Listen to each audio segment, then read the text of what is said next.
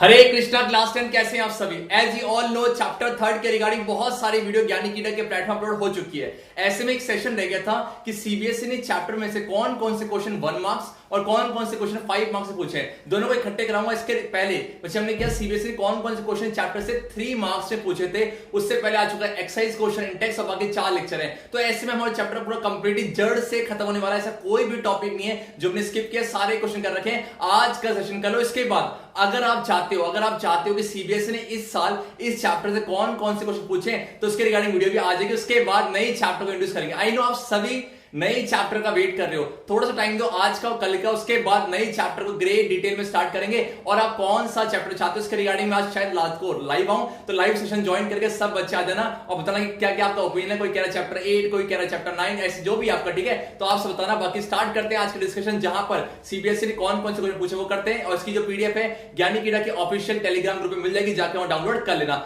चलिए चलते सीधा वीडियो की तरफ। यस, तो स्टार्ट करते हैं बच्चे पहले क्वेश्चन से। सबसे स्क्रीन के सामने आपके सामने है पहला क्वेश्चन, ये रहा। Name one metal which reacts with very dilute HNO3 to evolve hydrogen gas है। मुझे पता देखो क्या है, मुझे वैसे जनरली होता क्या बच्चे, जनरली है क्या, मैं सारी बातों को ना हर एक चीज बताऊंगा, ठीक है।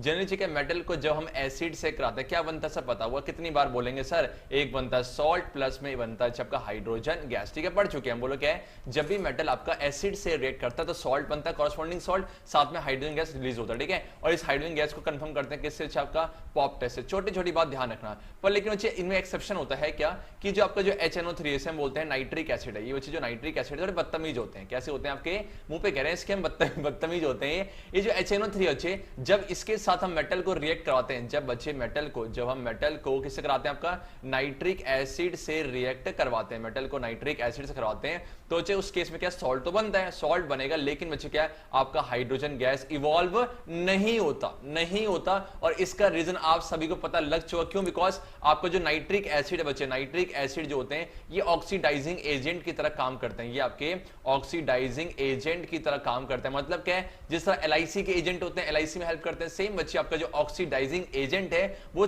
बंदों को ना, वो जो सब्सटेंस है उसको ऑक्सीडाइज करता है। इट मींस ये क्या करेगा, देखो ये आएगा और ये तुक तुक तुक तुक करते करते बोलेगा H2 बेटा आज लपेट देगा, H2 को लपेट देगा और H2 को क्या दे देगा, H2 को ऑक्सीजन दे देगा और क्या कर देगा, आपको H2O में कन्वर्ट हो जाएगा। मतलब कि सर HNO3 का नेचर ऑक्सीडाइजिंग एजेंट होने की वजह से जो H2 बना था ना वो H2 नहीं रहा, वो क्या हो गया, H2 में कन्वर्ट हो गया, इसलिए बोलते हैं।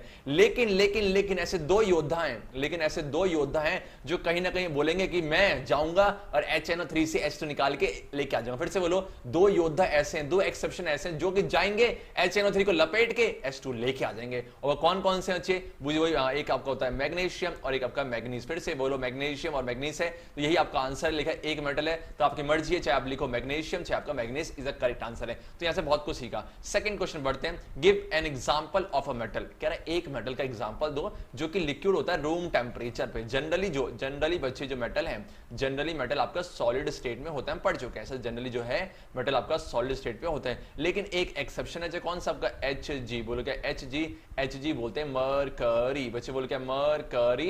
ये आपका रूम टेंपरेचर पे लिक्विड स्टेट पे होता है। आपने देखा जो थर्मामीटर होता है, थर्मामीटर में एक लिक्विड जो देखा जो ऊपर राइज होता है इस तरीके से, ऐसे वो क्या है, वो थर्मामीटर के अंदर जो लिक्विड है वो मरकरी ही होता है, जो कि रूम टेंपरेचर पे बच्चे क्या है, आपका जो है लिक्विड होता है, ठीक है। अब करते हैं क्वेश्चन थर्ड। ये अच्छा क्वेश्चन चाहिए, इंपॉर्टेंट क्वेश्चन है, चलो इंपॉर्टेंट क्वेश्चन है इस तरीके से। और ये सारे क्वेश्चन सीबीएसई में पूछे गए हैं। एक नॉन मेटल एक्स है, एक नॉन मेटल एक्स है, ठीक है, मान लो एक्स मेटल है, इसकी दो फॉर्म्स है, एक बच्चे की आपका वाई और एक बोलो क्या जेड है। फिर सुनो क्या सर, एक नॉन मेटल है, इसके दो फॉर्म्स है, वाई एंड जेड है। Y is the hardest natural substance, वही जो है हार्डेस्ट है, ठीक है। हिंट दे दिया, जैसे ही हिंट देगा हम क्या करेंगे, जैसे ही हिंट देगा हम धप्पा कर देंगे, भैया मिल गया आंसर मुझे कि सर ये बोलो कि आपका हार्डेस्ट नेचुरल सब्सटेंस है, हार्डेस्ट नेचुरल सब्सटेंस है। और साफ साफ लिखा हुआ कि जो जेड है, जेड क्या आपका, जेड है गुड कंडक्टर ऑफ इलेक्ट्रिसिटी में। हिंट दे दिया कि जेड बच्चे गुड कंडक्टर ऑफ इलेक्ट्रिसिटी है। अब सोचने वाली बात ये कि सर आपका मिल गया आंसर कैसे, बिकॉज नॉन मेटल होने के बावजूद उसी की फॉर्म है और गुड कंडक्टर, तो क्या आपका इसका आंसर ग्रेफाइट है। क्या आपका ग्रेफाइट है। सेम हार्डेस्ट कौन सा बच्चे, हार्डेस्ट जो है आपका, ये आपका डायमंड है बच्चे, बोलो कि आपका डायमंड। इट मींस डायमंड इसका आंसर ग्रेफाइट है, तो डायमंड जो वो हार्डेस्ट है और ये ग्रेफाइट है। भले ही डायमंड और ग्रेफाइट बहुत अलग अलग है, लेकिन अगर इसके अंदर झांक के देखोगे, इसके अंदर झांक के देखोगे तो क्या मिलेगा बच्चे, इसके अंदर आपको कार्बन ही मिलेगा। इसलिए बोलते हैं कार्बन की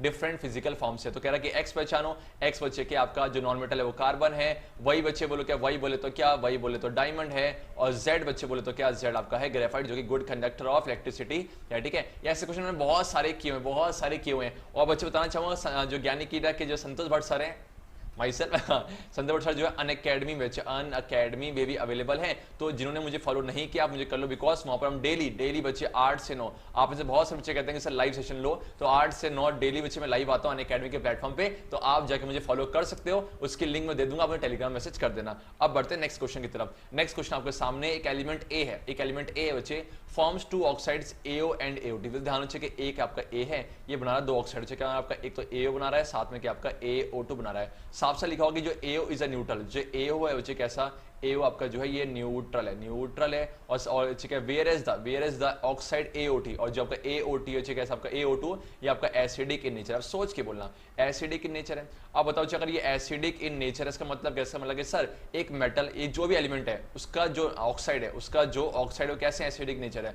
आप बताओ, आपके आप 2 चीजें, एक तरफ मेटल है, एक तरफ नॉन मेटल है, किसका ऑक्साइड एसिडिक इन नेचर होता है, मेटल का कि नॉन मेटल का। सर पढ़ चुके हैं, मेटल के जो ऑक्साइड होते हैं वो आपके बेसिक इन नेचर होते हैं, लेकिन जो नॉन मेटल के जो ऑक्साइड होते हैं ये आपके एसिडिक इन नेचर होते हैं। सोच के बोला इसका आंसर क्या होगा, सर साफ मेंशन है कि आपके एसिडिक इन नेचर है, 2 ऑक्साइड है, चलो कोई दिक्कत नहीं, एक न्यूट्रल है लेकिन दूसरा जो आपका जो है एसिडिक है, इसका मतलब पक्का सर वो है एसिडिक होगा, कौन सा, नॉन मेटल का ऑक्साइड, मींस इसका आंसर क्या नॉन मेटल है। अब बढ़ते हैं क्वेश्चन 5 है, identify the most reactive and the least reactive metal है। जब भी बच्चे आपका रिएक्टिविटी के बेस में क्वेश्चन आएगा तो आप किसको याद करोगे, सर बहुत अच्छी सी ट्रिक है, बोलो क्या है, सर हम याद कर लेंगे इसको, काना, बच्चे बोल गए काना खालू मांगे आलू। जो बच्चे नए हैं सुन लो, ये ट्रिक है जिससे हम रिएक्टिविटी को याद कर रखा है, काना कालू मांगे आलू, जान फिर प भ क्यों, हाँ जी आज आऊं। तो इस तरीके से क्या, जब नीचे जाते हो तो आपकी रिएक्टिविटी क्या होती है बच्चे, डिक्रीज होती है। आप कह रहे कि सबसे मोस्ट एक्टिव कौन सा है, सबसे ऊपर कौन है, सबसे ऊपर हो रखी है, दिख रहा है आपको सबसे ऊपर कौन है, है। इसका मतलब इनमें से जो है आपका मोस्ट रिएक्टिव कौन सा है, इनमें से जो मोस्ट रिएक्टिव है बच्चे वो आपका के बोले तो क्या आपका पोटेशियम है। और क्या बच्चे लीस्ट, देखो सबसे नीचे कौन है, सबसे नीचे क्या आपका AU, आऊं ना, देखो आऊं दिख रहा है आपको, इसमें छाटना है, ठीक है। तो आपको जो लीस्ट रिएक्टिव बच्चे, लीस्ट रिएक्टिव है बच्चे, वो बोलो कि आपका AU जिसको बोलते हैं गोल्ड। कोई दिक्कत नहीं होनी चाहिए।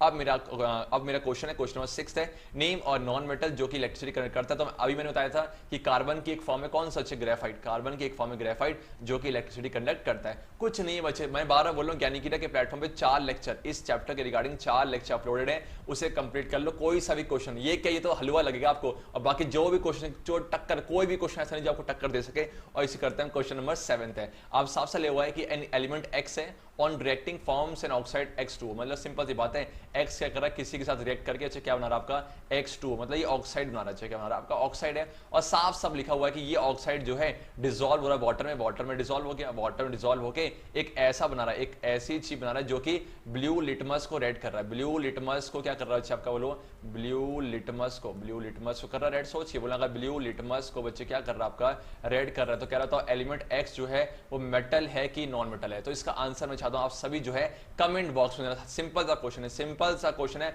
I want answer from each and every. फिर सुनना, एक X को एलिमेंट है, जब मैं रिएक्ट करवा रहा हूं तो क्या बन रहा है आपका X2 बन रहा है, ठीक है, X2 बन रहा है साथ में। और ये जो ऑक्साइड है वाटर में क्या है आपका डिसॉल्व है, और साफ से लिखा होगा ब्लू लिटमस को रेड कर रहा है। तो सोच के बोलना बच्चे, बताओ मुझे इसका जो आंसर कमेंट बॉक्स में देना कि बताओ वो X जो है मेटल है कि नॉन मेटल है। अब करते हैं नेक्स्ट क्वेश्चन है, identify the most reactive and least reactive metals from the reaction below. कह रहा है इसमें से कौन सा मोस्ट रिएक्टिव है, कौन सा बच्चे मोस्ट रिएक्टिव है, और कौन सा बच्चे एलिमेंट जो है वो लीस्ट रिएक्टिव। तो आप पहचानते, कैसे पहचानेंगे सर, बहुत सिंपल सी बात है, हम हिंट लेंगे डिस्प्लेसमेंट रिएक्शन का। देखो CuSO4 है, जब मैंने इसको Fe से कराया तो क्या Fe ने Cu को डिस्प्लेस कर दिया, यस कर दिया अच्छे। अगर Fe ने Cu को डिस्प्लेस कर दिया इसका मतलब क्या कि सर पक्का Fe जो है Cu से ज्यादा रिएक्टिव। सर नीचे आ जाओ, Fe और जिंक को जो लड़ाया, जब मैंने Fe और जिंक की दुपट्ट करवाई, अच्छा देखा कि सर जिंक ने Fe को लपेट दिया।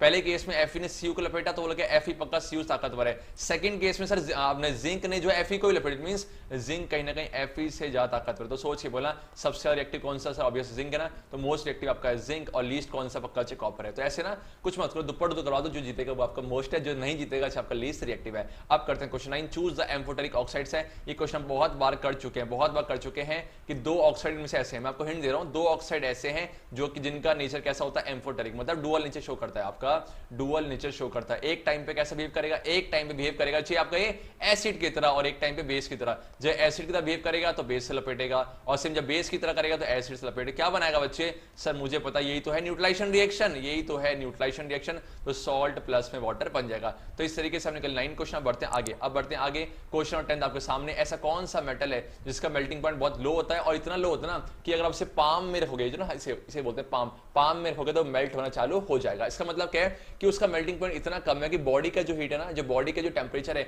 उसी से मेल्ट होना चालू हो जाते हैं। तो क्या है, वह जनरली मेटल के जो मेल्टिंग पॉइंट बहुत ज्यादा होते हैं, ठीक है, लेकिन एक्सेप्शन कौन सा आपका, एक गैलियम है, बोल क्या, एक आपका है गैलियम, और एक क्या आपका सेशियम, गैलियम और सेशियम है। अब ये जो ऐसे मेटल्स है जिनका मेल्टिंग पॉइंट इतना कम होता है कि पाम के टेम्परेचर से ही आपके मेल्ट होने चालू हो जाते हैं। अब मेरा क्वेश्चन आपसे ये है कि गैलियम का सिंबल और सेशियम का सिंबल आप जो कमेंट बॉक्स पे सुंदर सी राइटिंग मेरी है ना, वैसी राइटिंग से आप जो कमेंट पे पोस्ट करोगे। अब बढ़ते हैं question 11, how do we know whether a given element is a non metal if we know its electronic configuration. कैसे पहचानोगे कोई गिवन एलिमेंट जो है नॉन मेटल है, अगर बच्चों से हमें क्या पता हो, मुझे उसका इलेक्ट्रॉनिक कॉन्फिगरेशन पता। बहुत सिंपल सी बात है, मुझे पता है जब भी हम इलेक्ट्रॉनिक कॉन्फिगरेशन करते हैं, sir what do we mean by electronic configuration. Electronic configuration क्या, एक अरेंजमेंट है, ये अरेंजमेंट है जो कि हम सेल में करते हैं इलेक्ट्रॉन्स का, इस तरीके से ना आता है K shell, L shell, M और N है, तो ये रिस्पेक्टिव सेल्स में इलेक्ट्रॉन्स को डिस्ट्रीब्यूट करना, इसी को हम बोलते हैं इलेक्ट्रॉनिक कॉन्फिगरेशन है। तो जब मैंने आपको कहा था कि नॉन मेटल जो होते हैं आपके,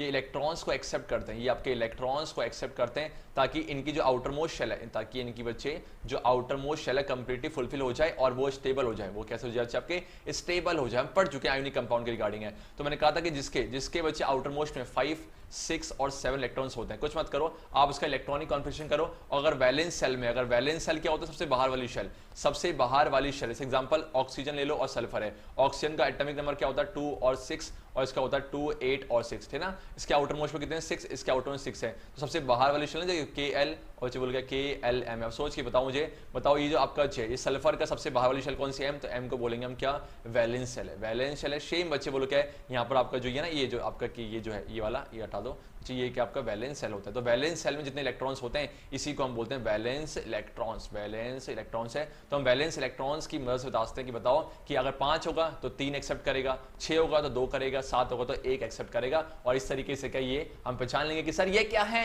ये है नॉन मेटल्स है। अब करते हैं क्वेश्चन 12 है, नेम वन मेटल और एक नॉन मेटल जो कि लिक्विड स्टेट में होता है रूम टेम्परेचर पे। सर पढ़ चुके हैं, मेटल तो आपका होता है Hg, मेटल तो आपका होता है Hg, जो कि आपका मरकरी। देखा आप सीबीएसई रिपीट करते हैं, इसलिए मैं कह रहा हूं कि सीबीएसई के लास्ट ईयर क्वेश्चन बहुत इंपॉर्टेंट होते हैं। सेम मुझे नॉन मेटल कौन सा, आपका ब्रोमीन, क्या आपका ब्रोमीन है। अब मेरा आपसे क्वेश्चन है, ब्रोमीन का सिंबल Br होता है, दोनों की वैलेंसी, इसकी वैलेंसी और इसकी वैलेंसी, दोनों की वैलेंसी आप कहां पुट करोगे सर, सुंदर सा कमेंट बॉक्स में। अब बढ़ते हैं क्वेश्चन नंबर 13 की तरफ है, और ये 1 मार्क्स क्वेश्चन का लास्ट क्वेश्चन है, ठीक है। What kind of compounds are called ionic compounds, कैसे कंपाउंड को हम आयोनिक कंपाउंड्स बोलते हैं। और साथ में इसी के और में था कि आयोनिक कंपाउंड्स कैसे फॉर्म होते हैं। बहुत सिंपल सी बात है, देखो आयोनिक कंपाउंड तब बनते हैं जब बच्चे एक मेटल से, जब बच्चे आपका एक मेटल से और एक मान लो क्या आपका नॉन मेटल है, ये मेटल से नॉन मेटल से, मुझे पता कि मेटल के पास बैलेंस में 1, 2 या 3 इलेक्ट्रॉन्स होते हैं।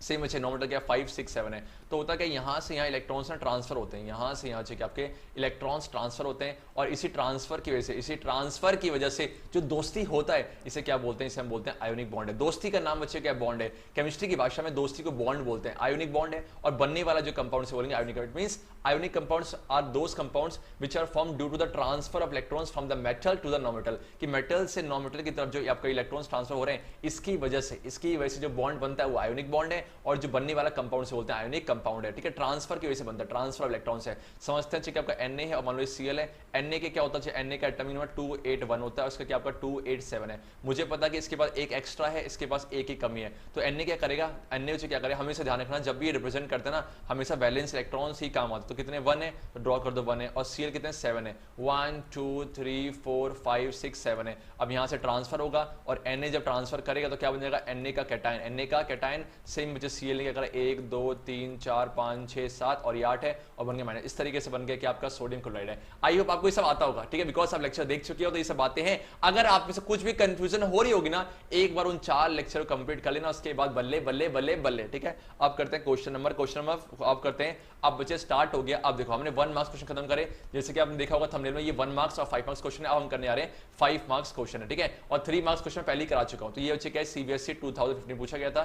सबसे पहला क्वेश्चन क्या है, describe an activity to show that metals are good conductor of electricity है। कह रहा कोई मुझे पता है कि मेटल्स जो होते हैं गुड कंडक्टर ऑफ इलेक्ट्रिसिटी होते हैं। इट मींस वो अच्छे से इलेक्ट्रिसिटी कंडक्ट कर पाते हैं बिकॉज उनके पास क्या होते हैं, उनके पास वैलेंस इलेक्ट्रॉन्स होते हैं। वही valence electrons are responsible for the conduction of electricity है। अब कह रहा कि कोई ऐसी एक्टिविटी करके दिखा दो जिससे प्रूफ हो जाए। तो डायरेक्ट चलते हैं एक्टिविटी की तरफ। यहाँ जो देखो क्या है, इस तरीके से एक्टिविटी है जहां पर क्या है, ये आपका बैटरी है, ये कुछ ये देखो दिख रहा है आपको क्या है, ये ए क्लिप और ये बी क्लिप है, यहाँ पर स्विच और ये बल्ब है। कुछ मत करो, यहाँ थोड़ा स्पेस छोड़ो और स्पेस में क्या होगा, यहाँ पर हम रखेंगे सैंपल। क्या रखेंगे आपका सैंपल, किसका सैंपल, मेटल का। बिकॉज चेक कैसे करना है, चेक कैसे करना चाहिए बोल के मेटल्स को चेक करना कि बताओ ये कंडक्ट करते नहीं करते हैं। तो कह रहा है set up an electric circuit as shown in the figure है। तो सुंदर से फिगर में दिख रहा होगा ऐसे लगाना आपको। उसके बाद कह रहा है place the metal to be tested in the circuit है। उसके बाद जो दिख रहा है आपको, जो ये जो गैप है, इस गैप में उस मेटल को रखो जिसकी टेस्टिंग करनी है, जिसको चेक करना कि भैया ये करेगा नहीं करेगा। तो क्या है, अब ए और बी टर्मिनल्स के बीच में रख दो, देन हम देखेंगे कि बल्ब ग्लो करेगा। बल्ब ग्लो करा इसका मतलब क्या सर, पक्का इलेक्ट्रिक सर्किट कंप्लीट हो गया,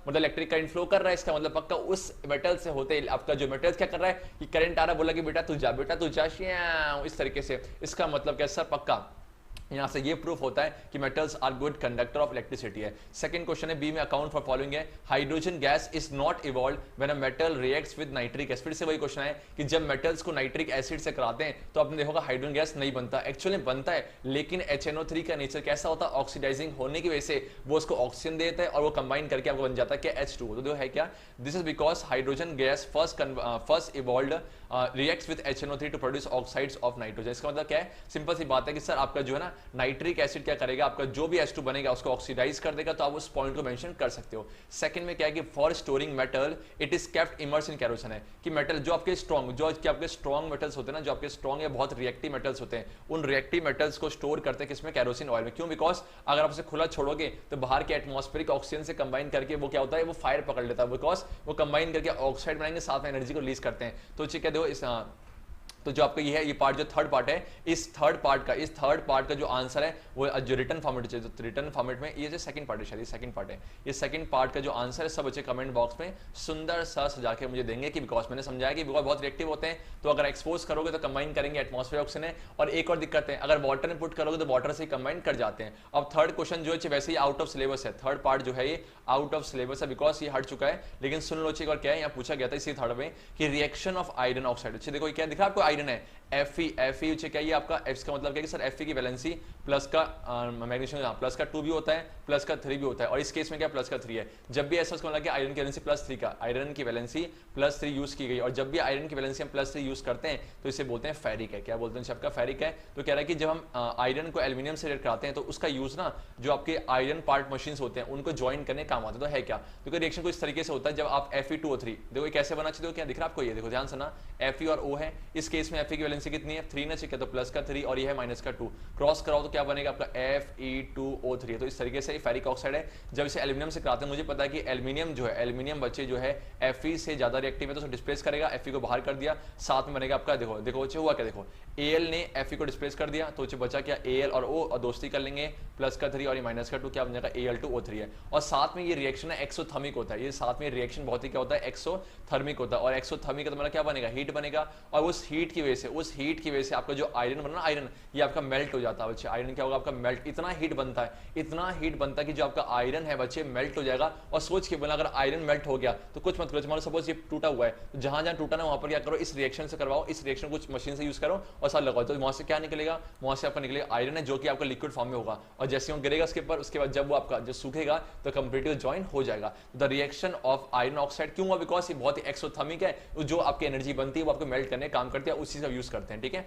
the reaction of iron oxide with aluminium is used to join rail tracks, क्यों? Because this reaction is highly exothermic, और इस रिएक्शन का स्पेशल नाम दिया गया, बोलो क्या है? Thermite reaction. Yes my dear friends, thermite reaction है। वैसे ये हट चुका सिलेबस से, पर लेकिन ध्यान रखना ये थर्मिट रिएक्शन का यूज क्यों? बिकॉज ये कंटिन्यूस मेथड से मैंने करवा दिया। तो आई होप ये सब क्वेश्चन जो आपको ये 5 मार्क्स में जो पहला क्वेश्चन था क्लियर हो गया होगा। अब बढ़ते हैं नेक्स्ट क्वेश्चन की तरफ है। सुंदर सा नेक्स्ट क्वेश्चन है, when calcium metal is added to water, जब कैल्शियम मेटल को वाटर में ऐड करते हैं तो gas evolve does not catch fire. बहुत सिंपल सी बात है, जब मैंने कैल्शियम को मैंने डाला किसमें? आपका वाटर में, तो मैंने क्या देखा कि भैया ये आपका जो है ये इतना हीट नहीं बन रहा, इतना हीट नहीं बनेगा कि जो गैस जो है आपका फायर पकड़ ले। पर लेकिन सेम गैस को जब मैंने सेम गैस में देखा, सेम वही गैस जब पोटेशियम मेटल को वाटर से करा रहे हैं तो फायर पकड़ रहा है। तो सिंपल सी बात है बच्चे, मान लो क्या है मेरे पास, मान लो क्या ये आपका पोटेशियम मेटल है और ये आपका कैल्शियम है। जब इसको मैं करा रहा हूँ पोटेशियम को वाटर के साथ, तो जो H2 गैस बन रहा है वो फायर पकड़ पा रहा है, लेकिन जो कैल्शियम बच्चे क्या है, कैल्शियम में H2 बन रहा है लेकिन वो फायर नहीं पकड़ रहा। ऑब्वियस बात है सर, ये रिएक्शन बहुत एक्सोथर्मिक है, लेकिन ये एज कंपेयर टू दिस इतना नहीं है। तो इस केस में जो हीट बन रहा है ना, जो एक्सोथर्मिक की वजह से हीट बन रहा है, वो H2 को बर्न करने का काम करता है। सेम चीज कह रहा है कि ऐसा क्यों एक्सप्लेन करते हो? क्या है? सिंपल सी बात है, reaction of potassium with water is so violent and exothermic है कि जो इवॉल्व हाइड्रोजन गैस से वो फायर पकड़ लेता है। तो इस तरीके से क्या है, जब पोटेशियम को आप डालोगे वाटर में तो पहले क्या होता है, पहले क्या होगा आपका, पहले आप बनेंगे, बोलो क्या, पहले बनता है पोटेशियम ऑक्साइड, साथ में आपका बनेगा हाइड्रोजन गैस, साथ में बहुत सारी एनर्जी निकलती है, और इसी एनर्जी के वजह से बर्न होता है, इसी एनर्जी के आपका H2 बर्न होता है। बाद में क्या होगा, सेम बच्चे K2 जो है मेटल का जो ऑक्साइड है, कुछ मेटल के ऑक्साइड वाटर में डिसॉल्व हो जाते हैं, तो फिर से वाटर से कंबाइन करके क्या बन जाएगा आपका पोटेशियम हाइड्रोक्साइड, साथ में आपका जो H2 प्लस में आपका एनर्जी है। तो वही रिएक्शन यहाँ मेंशन कर रखी है। देखो क्या है, यहाँ पर एनर्जी बन रही है और यही एनर्जी की वजह से आपका जो हाइड्रोजन बर्न होता है। तो आप बोलोगे रिएक्शन बहुत वायलेंट होने की वजह से और एक्सथर्मिक होने की वजह से आपका जो फायर पकड़ लेता है। लेकिन सेम जब मैंने कैल्शियम कराया तो उस केस में उतनी एनर्जी नहीं बन रही, बिकॉज एज कंपेयर ये क्या लेस वायलेंट है, और जो लेस वायलेंट होने की वजह से जो एनर्जी इतनी नहीं है कि वो हाइड्रोजन को बर्न कर सके। तो the reaction of calcium with water is less violent है, the heat evolve is not sufficient for hydrogen to catch fire है। अब मेरा आपसे क्वेश्चन है, इस केस में जो कैल्शियम हाइड्रोक्साइड बना, कैल्शियम हाइड्रोक्साइड है, इसको कॉमनली क्या बोलते हैं? इसका कॉमन नेम क्या है? इसका कॉमन नेम क्या है? बहुत बार मैं फर्स्ट चैप्टर में डिस्कस कर चुका हूं, तो इसका आंसर भी कमेंट बॉक्स में दे देना। अब क्या रहा है, नेम अ मेटल, ऐसा कौन सा मेटल है जो कि डिस्प्लेस कर देगा नाइट्रिक एसिड, जो कि हाइड्रोजन को डिस्प्लेस कर देगा। मतलब उस मेटल को अगर आप नाइट्रिक एसिड से कराओगे तो हाइड्रोजन बाहर आ जाएगा। कौन सा बच्चे? सर दो तो है, मैग्नीशियम और मैग्नीज। देखो कितनी बार रिपीट हो रहा है, मैंने कहा था कितनी बार रिपीट हो रहा है। सेम कह रहा है, it does not react with any physical state, मतलब कि वाटर के 3 फिजिकल स्टेट है, सॉलिड लिक्विड गैस है, कह रहा है किसी से भी, कह रहा है कि it does not react with किसी भी फिजिकल स्टेट से कम नहीं करता। बोल के आपका एक तो AU हो गया और चैप्टर हो गया AG, ये सिल्वर हो गया, ये बहुत ये लेस रिएक्टिव होते हैं, इसलिए नहीं करते, ठीक है। आई कह रहा है कि इट डज नॉट, कह रहा है कोल्ड से नहीं करता, हॉट से नहीं करता, लेकिन स्टीम से कर जाता। कौन सा ट्रिक बच्चे? बोलो कि अल्फीजान कैसे हैं? अल्फीजान बच्चे ये वो होते हैं जो कि ना हॉट वाटर ना कि कोल्ड वाटर से स्टीम से रिएक्ट करते हैं। कितना सिंपल है आप बताओ, 5 मार्क्स का क्वेश्चन लड्डू है कि नहीं? कुछ नहीं है। अब बढ़ते हैं नेक्स्ट क्वेश्चन की तरफ, क्वेश्चन नंबर 3 और लास्ट क्वेश्चन है जो कि CBSE 2015 में पूछा गया था। अब आपके मन में आया होगा सर इतने कम क्वेश्चन बचे हैं क्या? इस चैप्टर में से ना बहुत वाइड पार्ट जो है हटा दिया गया, कोरोजन हटा दिया गया और आपका जो है मेटलर्जी हटा दिया गया, तो वहां से बहुत सारे क्वेश्चन पूछे गए थे, तो वो हट चुके, इसलिए मैंने वो नहीं करवाए, वही करवाए जो कि रह गए उन्हीं से करवाए, ठीक है। तो आपसे कह रहा है कि इन द फॉर्मेशन कंपाउंड, कह रहा है कि एक ना XY2 कंपाउंड बन रहा है, जहां पर है कि साफ से मेंशन है कि X जो है एक इलेक्ट्रॉन को डोनेट कर रहा है टू ईच Y एटम। मतलब क्या कि X आपके 2 Y हैं, तो ये एक इलेक्ट्रॉन इसको डोनेट कर रहा है और एक इसको डोनेट कर रहा है, कोई दिक्कत है? Show the electron dot structure of X and Y, कह रहा है X और Y का इलेक्ट्रॉन डॉट स्ट्रक्चर ड्रॉ करो, और कह रहा है कि and the formation of XY2 कैसे बना, right, what is the nature of bond in XY2। देखो क्या है, तो जितनी बातें पूछते हैं पहले करते, सबसे पहले पूछा उन्होंने कि show the electron dot structure, तो कुछ इस तरीके से मान लो X है, ठीक है, और बच्चे आई थिंक ना यहाँ पर कुछ मिसप्रिंट है, यहाँ पर कुछ मिसप्रिंट है, द इलेक्ट्रॉनिक कॉन्फ़िगरेशन। बच्चे मुझे 1 सेकंड टाइम दो, यहाँ पर कुछ मिसप्रिंट हो गया, ठीक है। 1 सेकंड बच्चे, मेरे 1 सेकंड मेरे बाल को 1 सेकंड बच्चे, बच्चों इसमें कुछ मिसप्रिंट हो गया, आपने कुछ हिंट दिया होगा आपको, 1 सेकंड, ठीक है।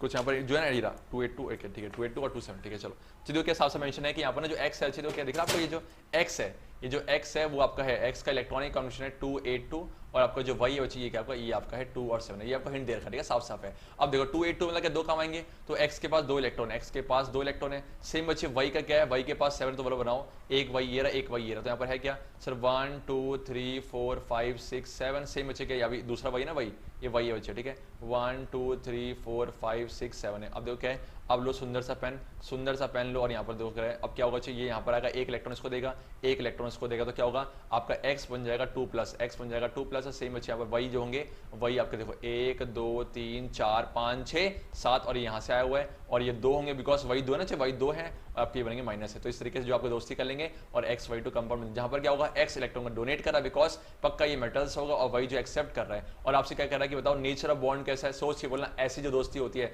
उसे क्या बोलते हैं, उसे बोलते हैं हम आयोनिक बॉन्ड है। और साफ साफ मेंशन आगे क्या बोला आपसे बोला हुआ है राइट एनी 3 प्रॉपर्टीज कि जो आपका XY2 बना, सोच के बोला आयोनिक बॉन्ड से बनने वाला कौन सा कंपाउंड होता है, आयोनिक बॉन्ड से बनने वाला होता है आपका ionic compound. Yes my dear friends, ऐसी कुछ प्रॉपर्टी लिखो, सिंपल सी बात है, आयोनिक कंपाउंड है high melting and boiling point, क्यों बिकॉज इसके बीच में स्ट्रॉन्ग इलेक्ट्रोस्टैटिक फोर्स और अट्रैक्शन होता है। सेकंड कह रहा है कि आयोनिक कंपाउंड जो है वाटर में सॉल्युबल हो जाते हैं लेकिन आपके जो है केरोसिन और पेट्रोल में इनसॉल्युबल होते हैं। और लास्ट में लास्ट पॉइंट इतना इंपॉर्टेंट है, यहां से क्वेश्चन पूछे आते हैं आपसे, क्या बोल रहा है लास्ट पॉइंट क्या है कि सॉल्यूशंस ऑफ आयोनिक कंपाउंड है वो इलेक्ट्रिसिटी करें, क्यों बिकॉज जैसी बच्चे आप आयोनिक कंपाउंड का एक्वेस सॉल्यूशन लोगे तो ये रिस्पेक्टिव आयंस में टूट जाते हैं, मींस प्लस माइनस टूट जाते हैं, कैटायन और एनायन में टूट जाते हैं, इसलिए ये आपका जो है इलेक्ट्रिसिटी कंडक्ट करता है। लेकिन जब आयोनिक कंपाउंड आपका सॉलिड स्टेट में होता है तो उस केस में इलेक्ट्रिसिटी कंडक्ट नहीं करता। तो मेरा आपसे क्वेश्चन है कि आयोनिक कंपाउंड्स अपने सॉलिड स्टेट में इलेक्ट्रिसिटी कंडक्ट क्यों नहीं करते,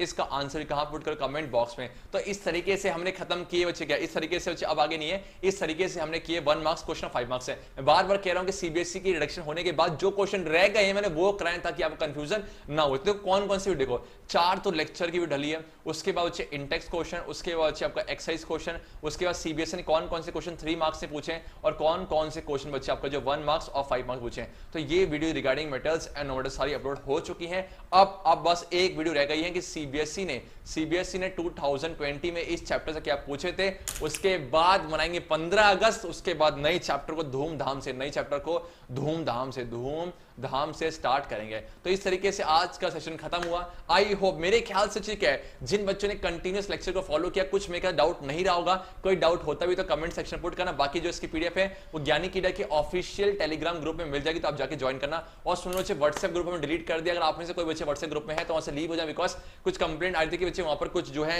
एब्यूसिव लैंग्वेज को यूज कर रहे हैं, तो आप लीव हो चुके हो, बिकॉज लीव हो जाओ, बिकॉज हमने जो है व्हाट्सएप ग्रुप ऑलरेडी डिलीट कर चुके हैं। तो इस तरीके से आज का सेशन कंप्लीट हुआ। अगर वीडियो पसंद आई होगी तो इसे लाइक करना, मैक्सिमम फ्रेंड को शेयर करना। मिलते हैं आपसे नेक्स्ट वीडियो में, तब तक के लिए हरे कृष्ण।